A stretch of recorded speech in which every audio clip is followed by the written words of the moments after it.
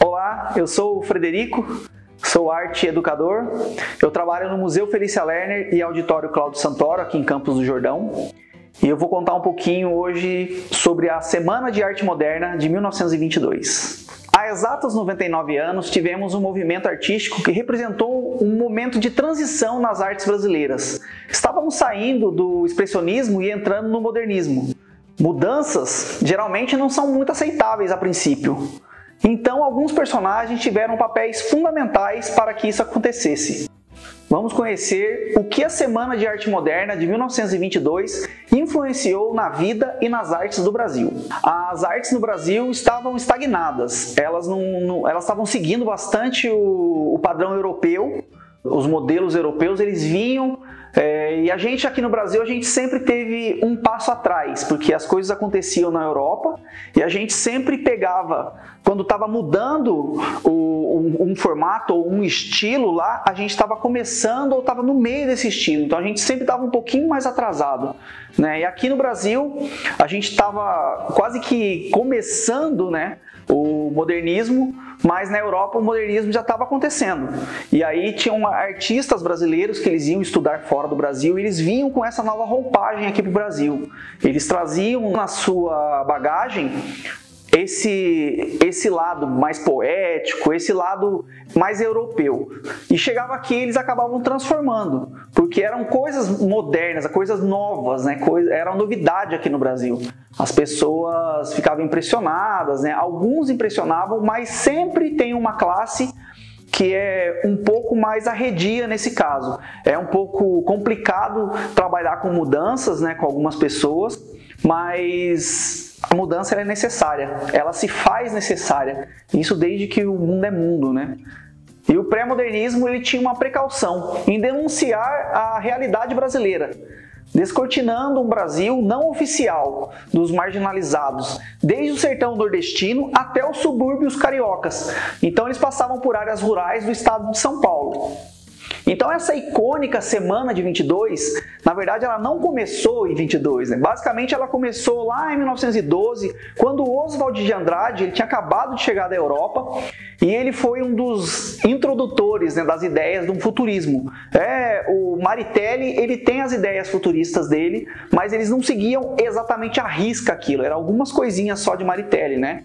E aí o Oswald chega em São Paulo e ele acaba sendo o propagador do moderno, né? Das correntes literárias.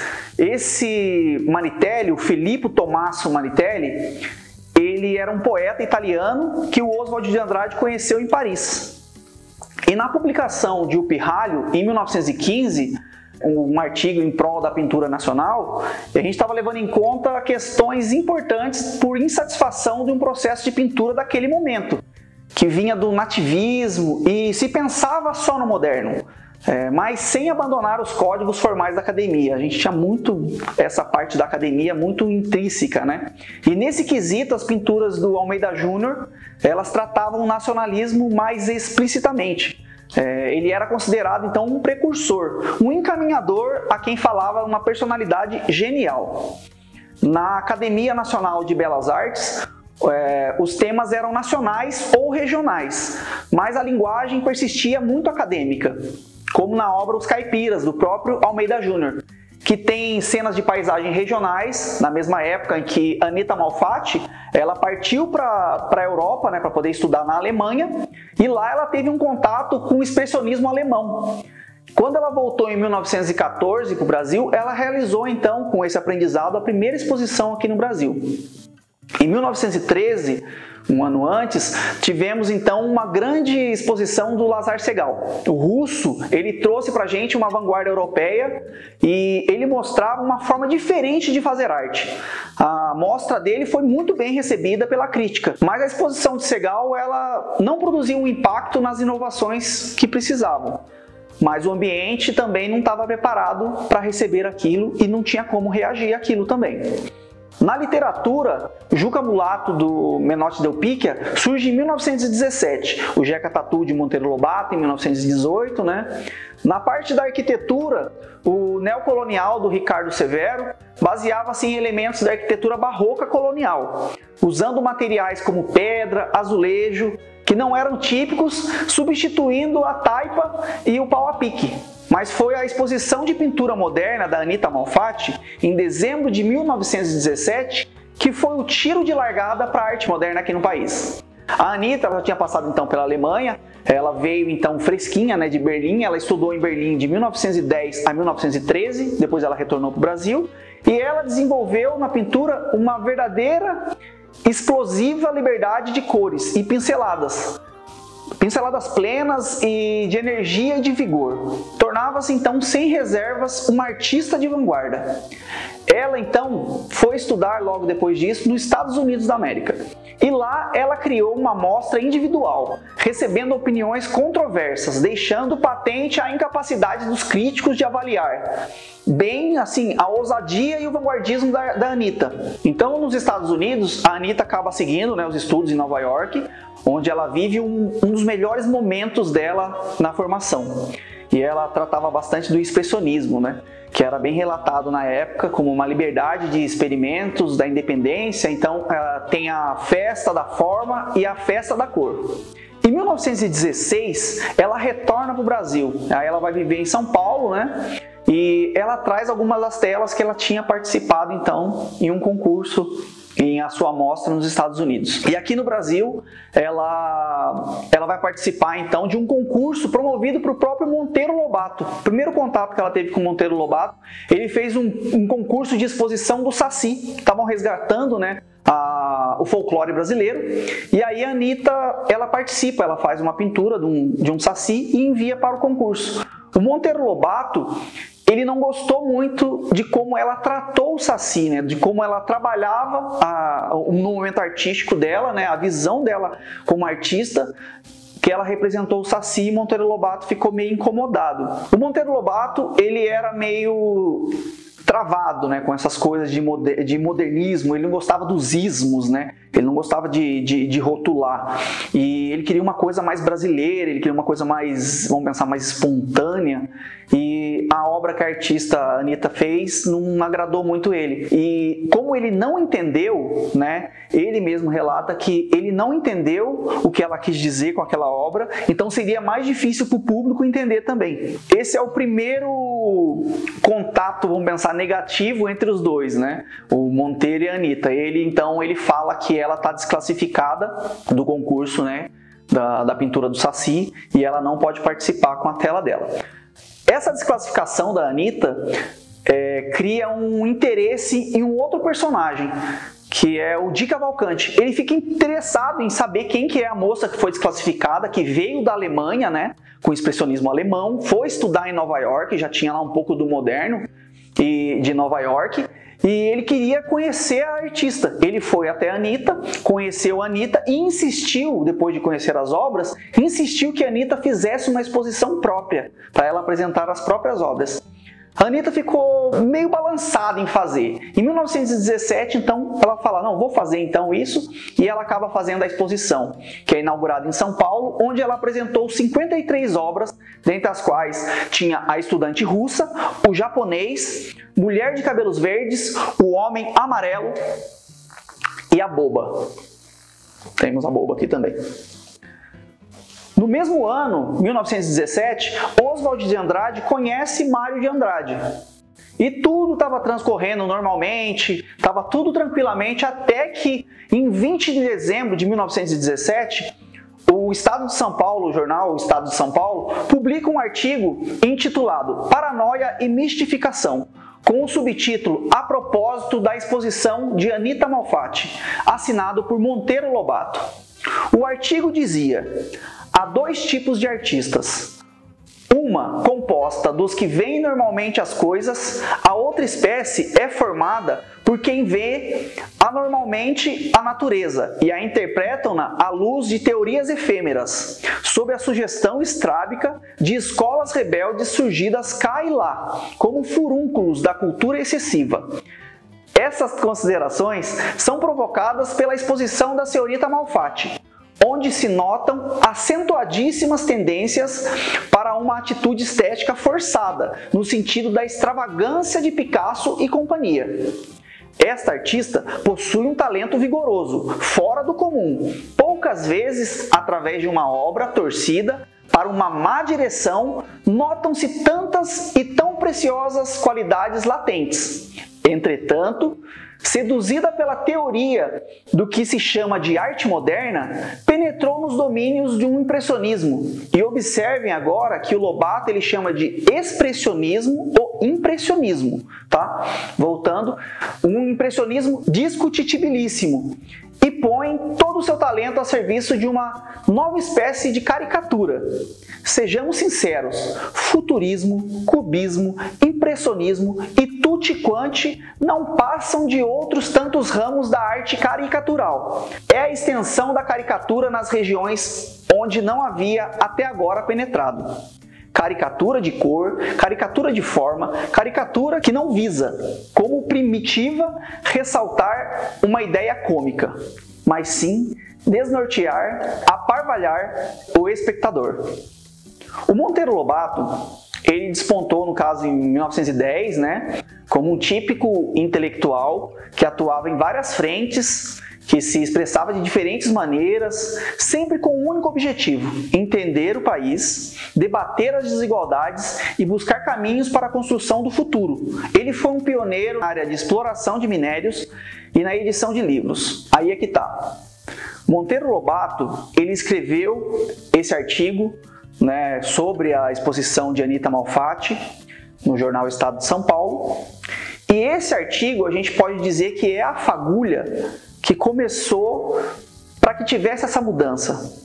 Lazar Segal já tinha tentado fazer, na época que ele tentou fazer a exposição não era um momento adequado, eles estavam chegando próximo desse momento adequado. E é um ano também que Oswald de Andrade conhece o Mário de Andrade, que são pessoas importantes para que essa semana aconteça. Então, logo após a publicação do artigo, inicia-se uma batalha pelo modernismo. E em defesa de Anita, forma-se um grupo que conta com Oswald de Andrade, Mário de Andrade, Di Cavalcante, Guilherme de Almeida e Menotti Del Picchia. Porém, essa batalha ela é travada pelos artistas em formas de artigos. Então, um jornal publicava um artigo, tinha uma certa demora em uma segunda resposta, por exemplo. Então, demoravam-se alguns dias para uma próxima publicação e era publicado em um outro jornal uma resposta para aquele artigo. Então, tinha sempre uma demora entre um artigo e outro ali. E essa demora acabava criando esses laços de inimizade. Embora todos os artistas daquela época eles tinham muito contato em São Paulo, eles tinham essa inimizade na escrita, no papel, mas todos eles eram muito unidos, todos amigos ali se encontravam, debatiam sobre arte em alguns lugares, mas essas respostas é diferente nos tempos de hoje, que, por exemplo, a gente tem, vamos pensar no Twitter ou no Facebook, que a gente vai lá, publica alguma coisa, a gente já tem a resposta meio que imediata. Naquela época a gente não tinha, o jornal era um grande mecanismo, o jornal era o nosso Twitter da época. No caso, essa resposta que eles iam dando, o Monteiro Lobato saiu vitorioso, nada adiantou os outros artistas, o Di Cavalcante, Oswald de Andrade, defender a própria Anita, que o que aconteceu sobre a repercussão das acusações do Lobato foi muito mais efetiva no caso. E os efeitos desse artigo foram devastadores, que desprestigiavam a pintora, a ponto de fazer que nessa exposição 3 obras foram devolvidas, elas tinham sido vendidas e foram devolvidas pelos compradores. Anita, por sua vez, ela se recua, ela não tem um respaldo familiar, a família não fica do lado dela, na verdade. E até em fúria, a própria família destrói algumas de suas obras, E então, por isso, ela viveu isolada de 1918 até 1921. E nesse isolamento dela, Mário de Andrade foi muito amigo. Ele se aproximou muito de Anita, não deixou ela desanimar, continuou a sua trajetória ali e incentivou ela até a continuar as pinturas, porque a intenção da Anita, depois desse artigo do Monteiro Lobato, era desistir da pintura e procurar fazer uma outra coisa. Porque a Anita, ela teve também alguns trabalhos, que ela tinha sido encomendado depois desse artigo, que ela perdeu esses trabalhos, ela não pôde entregar as encomendas, e alguns quadros também também foram devolvidos. Ela sempre admirou Paulo Alexandrino, né? Um artista e ela sempre frequentava o ateliê desse artista, e nesse ateliê ela fez amizade com uma das alunas dele, que era a Tarsila do Amaral. E a Tarsila, ela se aproximou muito desse grupo, né? De Cavalcante, do Mário de Andrade, Oswald de Andrade. Eles formaram um grupo, né, que as pessoas intitulavam eles de Os Futuristas, né? Era o grupo dos 5, vamos pensar assim, mas eles eram intitulados Os Futuristas. E em 1920 surge em cena Victor Brecheret, e os futuristas conheceram as obras que contêm uma grande força expressiva e uma monumentalidade desse artista. Ele é nascido na Itália, ele chegou em São Paulo em 1904. Ele veio com 9 anos, órfão, ele veio viver com a tia materna. Sempre muito modesto, né, vivendo nessas condições, o sonho dele era se tornar escultor. Então, em 1912 e 1913, ele cursou desenho e modelagem em cerâmica, né, e entalhe também, no Liceu de Arte e Ofício. E ele também mudou o seu nome, que era Brecheret, aí passou a ser chamado Brecheret. Em 1913, ele vai para Roma estudar, né? Só que ele não é aceito na Escola Real de Belas Artes lá de Roma, mas ele é aceito como um aprendiz no ateliê de Arturo Dazzi. Esse Arturo Dazzi seguia os passos do Auguste Rodin, né? Então, o Brecheret, ele estudou a escultura clássica greco-romana e do Renascimento. Ele admirava demais um artista croata chamado Ivan Metrović. Brecheret adquiriu um impressionante domínio técnico de materiais de escultura. Ele foi destaque lá em Roma, né? E quando ele volta para o Brasil em 1919, ele ficou meio solitário e perdido em São Paulo, né? E ele pediu uma das salas do Palácio das Indústrias para ele poder trabalhar nessa sala. E aí, nessa sala, ele foi encontrado pelos futuristas, né? E ele foi a grande força para que os futuristas tivessem como encaminhar para a mudança que eles sempre sonhavam.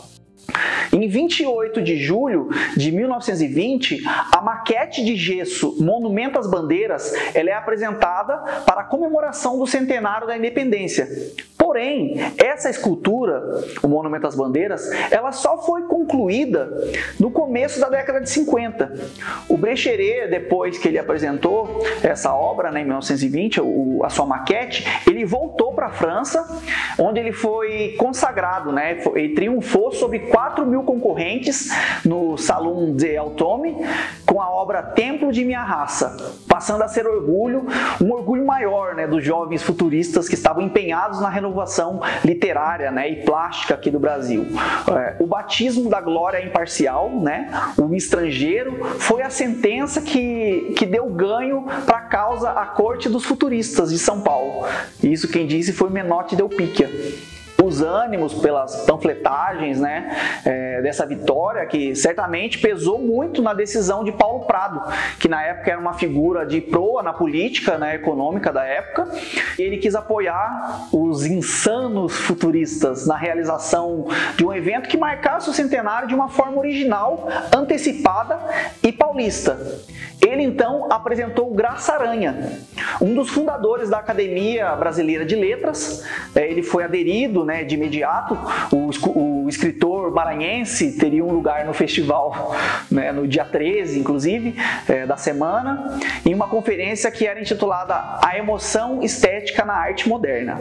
Em 1921, o grupo dos futuristas, né, eles fizeram uma manifestação que tinha um manifesto do Trianon, no dia 9 de janeiro, em um banquete em homenagem a Menotti Del Picchia. Ele tinha lançado o livro As Máscaras, o Oswald de Andrade falava em nome de meia dúzia de artistas, né, de São Paulo, e a crítica dos passadistas defende a arte moderna, numa época chamada futurista. O Mário de Andrade, ele escreve os poemas da Pauliceia Desvairada, né? E em novembro acontece a exposição do Di Cavalcante, Os Fantoches da Meia-Noite. Durante a mostra, o Graça Aranha ele tinha acabado de retornar da Europa. E nessa mesma ocasião surge a ideia da Semana de Arte Moderna, para escandalizar a burguesia paulistana. Mas Como escandalizar a burguesia paulistana? Onde poderia causar mais furor? Então, o melhor palco para acontecer, obviamente, que seria em São Paulo, na semana de 22, né? E seria em São Paulo, o melhor local escolhido foi o Teatro Municipal. Comemorava-se, então, o primeiro centenário da independência, uma independência política e não econômica, muito menos cultural. A cidade de São Paulo era espiritualmente muito mais moderna, porém, fruto necessário da economia do café e do industrialismo consequente. E estava ao mesmo tempo, pela atividade comercial, a sua industrialização em contato mais espiritual e mais técnico com a atualidade do mundo. Essa semana, ela apresentou um lado político de ataque à aristocracia e à burguesia, como prenunciava Di Cavalcanti, que parece ter sido um dos primeiros, né, a sugerir, então, essa realização de uma mostra modernista, e segundo ele, ele sugeriu para Paulo Prado a nossa semana, que seria uma semana de escândalos literários e artísticos, de manter os estribos na barriga da burguesia paulistana. Só que aí divide opiniões, porque o Graça Aranha também, ele diz ser um dos idealizadores, né, da semana, por conta de ter vivenciado também esse modernismo europeu e tudo mais. Então fica aí, quem dos dois, né, foi o idealizador? O importante disso tudo é que tivemos a semana, né, e os futuristas, no caso, eles estavam negando ter o rótulo que repetia, então, um vínculo com o Maritelli, né, com aquele manifesto que eu tinha falado de 1909, que eles pregavam uma arte nova e anunciavam um pugilo pequeno, mas forte, e preparavam-se para valer o nosso centenário. Então, a partir da semana de 22, o pensamento nacional tem buscado em muitas ocasiões não mais o registro simples do existir, mas a possibilidade de existir em formas liberadas da existência.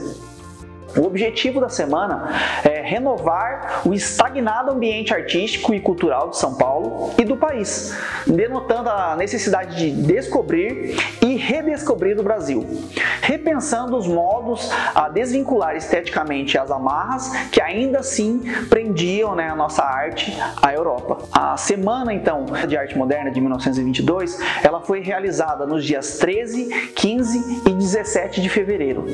Ela aconteceu no interior do Teatro Municipal, com entre aplausos e vaias, né, algumas conferências e concertos. No saguão do teatro tinham as obras de alguns arquitetos e artistas, né, onde eles expunham seus trabalhos, e não só todos os artistas que foram anunciados em nota, né, pelo Correio Paulistano, eles estavam presentes, pois alguns estavam fora do país, né, não puderam participar. O caso de Brecheret, por exemplo. Brecheret, ele deixou as obras dele para que um colecionador pudesse apresentar essas obras lá.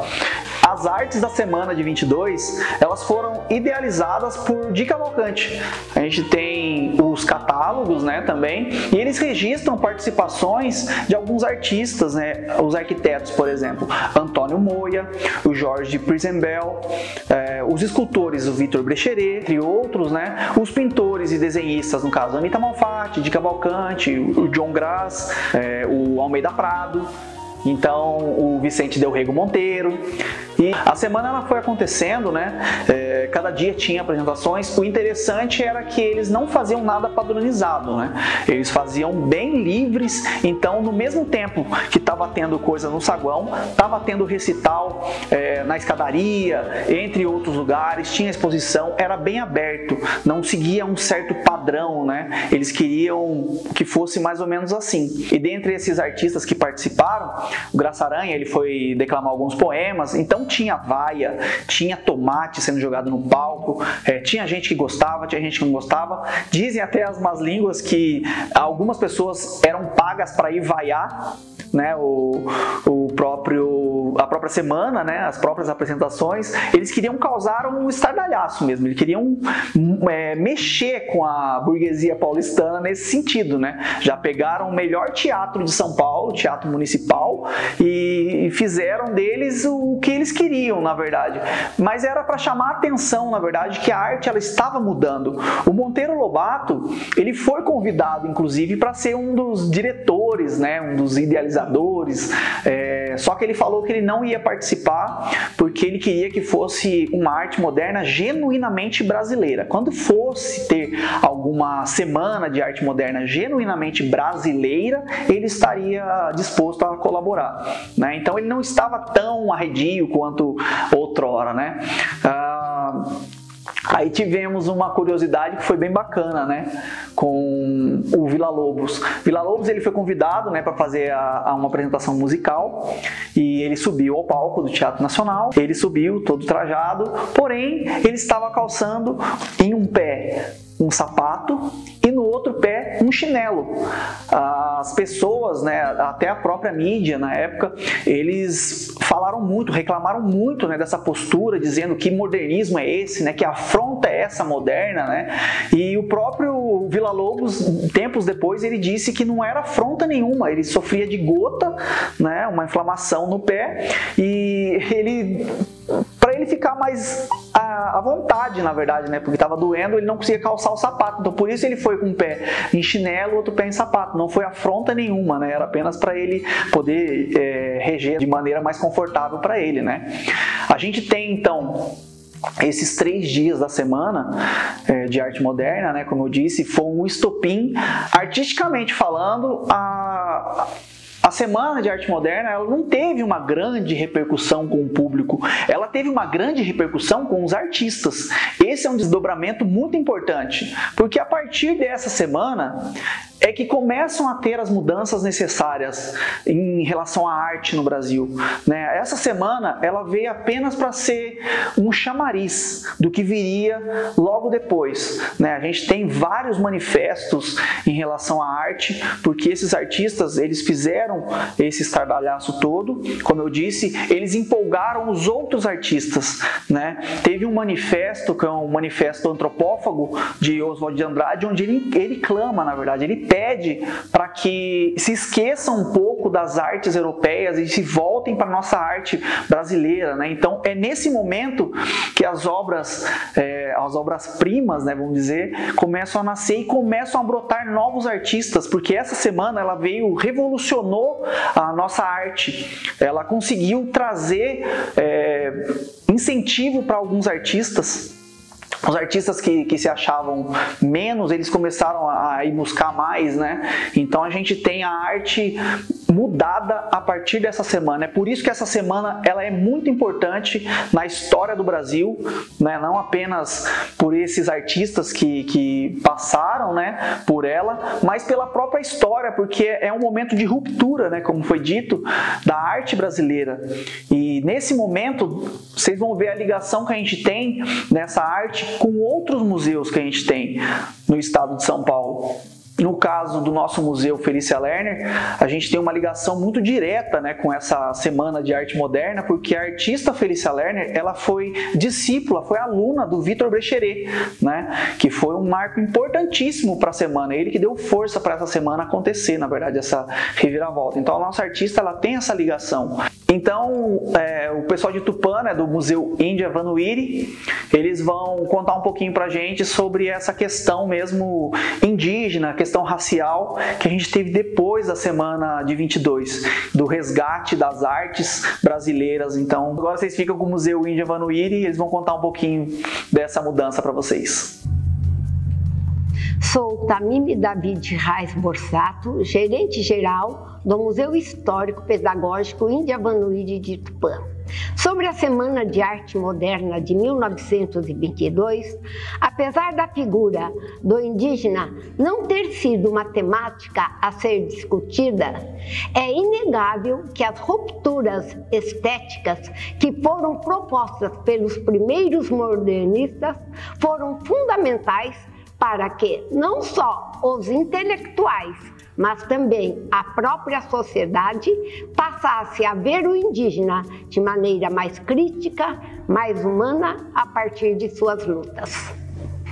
A arte precedente, principalmente aquela idealizada pelos românticos, via o indígena de maneira idealizada como um grande guerreiro, inspirados nos modelos europeus e na teoria do bom selvagem, termo popularizado pelo filósofo Rousseau, que tratava da ingenuidade do homem selvagem.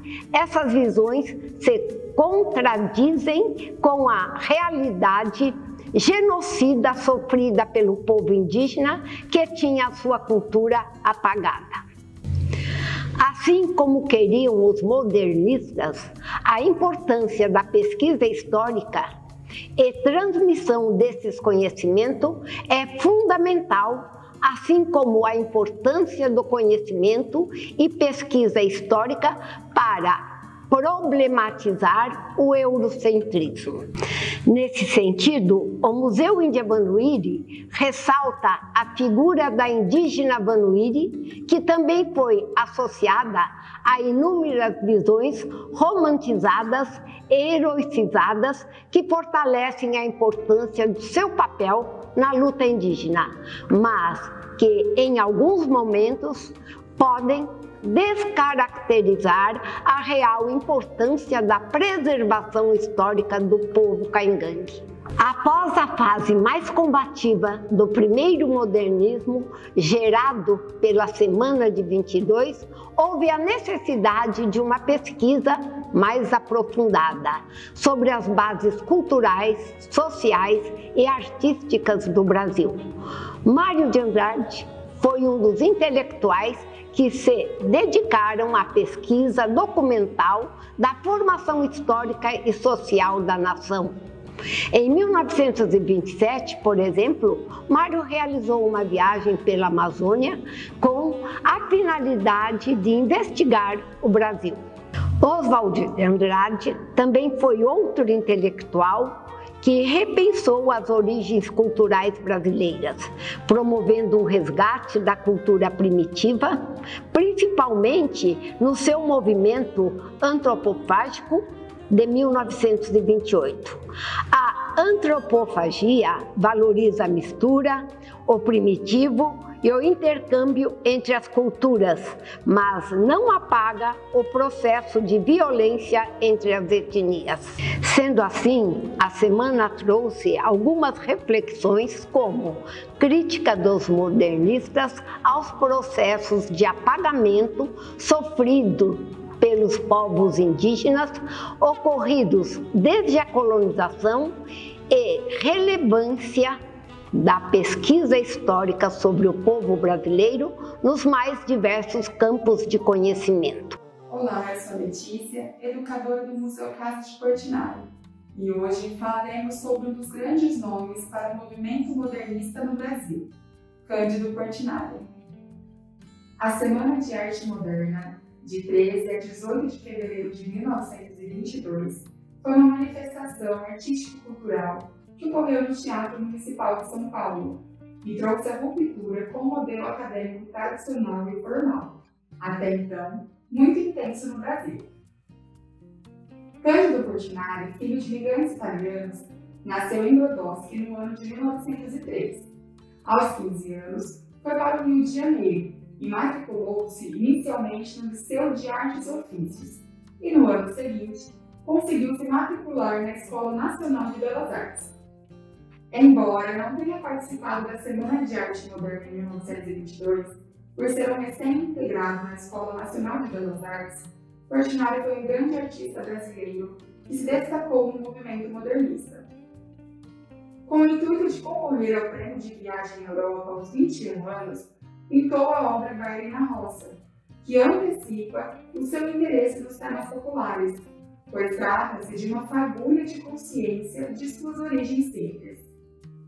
No entanto, tal prêmio veio anos mais tarde, com o recado de Olegário Mariano. Em Paris, em 1930, o artista deixa claro: daqui fiquei vendo melhor a minha terra, fiquei vendo Brodowski como ela é. Aqui não tenho vontade de fazer nada. Vou pintar o Palaninho, vou pintar aquela gente com aquela roupa e com aquela cor. Quando comecei a pintar, senti que devia fazer a minha gente e cheguei a fazer o Baile na Roça. A paisagem onde a gente brincou a primeira vez e a gente com quem a gente conversou a primeira vez não sai mais da gente. Quando eu voltar, vou ver se consigo fazer a minha terra. Em retorno ao Brasil, Portinari se debruça sobre a identidade e cultura popular brasileira. Em destaques desta fase, em sua primeira exposição individual em São Paulo, apresenta as primeiras obras com temática social, como Os Despejados, Mestiço, O Lavrador de Café, Índia e Mulata, Mestiça, todas realizadas no ano de 1934. Em sua obra mais emblemática, O Café, de 1935, o artista retratou o homem trabalhador e a cultura cafeeira, onde recebeu a segunda menção honrosa do Carnegie Institute. O movimento modernista perdurou até o início dos anos 60 e teve como principais personalidades Mário de Andrade, Tarsila do Amaral, Graça Aranha, Anita Malfatti, Oswald de Andrade, Vila Lobos, entre outros, amigos próximos de Cândido Portinari. Mário de Andrade se destaca não só pela amizade, mas também, sobretudo, por representar o movimento da cultura brasileira, marcado pela presença de uma produção e de uma reflexão, que tem seu eixo central na questão nacional. Portinari é considerado um dos maiores artistas plásticos do século XX, reconhecido nacionalmente e internacionalmente, com mais de 5.000 obras, entre elas desenhos, ilustrações, murais, pinturas e poemas. Minhas convicções que são fundas. Cheguei a elas por força da minha infância pobre, de minha vida de trabalho e luta, e porque sou um artista. Tenho pena dos que sofrem e gostaria de ajudar a remediar a injustiça social existente. Qualquer artista consciente sente o mesmo. Então a Semana de Arte Moderna, ela influenciou, né, bastante na nossa cultura, na nossa arte brasileira, né? Ela foi um estopim para as mudanças necessárias que a gente estava passando naquele momento, artisticamente falando, no Brasil. E a gente propôs então uma atividade. Essa atividade, ela é em cima dessa obra da Anita Malfatti, O Homem Amarelo. Foi a partir dessa obra que Monteiro Lobato foi lá e escreveu, né, sobre o artigo que desencadeou todo o movimento da Semana de Arte Moderna. Então a gente vai propor aqui para vocês uma atividade em cima dessa obra Homem Amarelo, e se você realizar essa atividade na sua casa, você pode mandar para a gente, depois a gente vai deixar os contatos aqui, você pode mandar, a gente vai tentar publicar nas nossas redes sociais esse trabalho que foi enviado por vocês em casa. Então essa obra, O Homem Amarelo, ela é uma pintura da artista Anita Malfatti, e é uma das mais famosas, né? Foi uma icônica da semana que ela fez, né? De amostras que ela fez, e ela que deu a repercussão, né, para o Monteiro Lobato poder estar fazendo o artigo que incendiou, né, para poder acontecer a Semana de Arte Moderna. Então essa obra da Anita, ela utiliza e dá ênfase nas cores amarelas. Ela tinha pintado até um imigrante italiano, né? Ele tinha pedido para ser retratado por ela, e ele foi pintado com tons amarelo pastel. Ela usou carvão também nessa obra. Então, assim, a atividade que a gente está propondo, a gente tem várias tonalidades de amarelo aqui, né? E aí a ênfase é utilizar as cores amarelas para poder fazer a sua obra. A gente não vai deixar em aberto o que vocês vão fazer, se é desenho, se é uma escultura, se é... Vai ficar livre. A intenção aqui é você dar ênfase ao amarelo. O amarelo é o sofisticado dessa atividade. Então, essa obra que a gente está fazendo, esse desenho que a gente está fazendo, é só um exemplo, tá? Estou fazendo aqui uma chama, né? Pedi para o artista tá fazendo aqui uma chama, que é a fagulha que pegou fogo para incendiar a arte moderna no Brasil.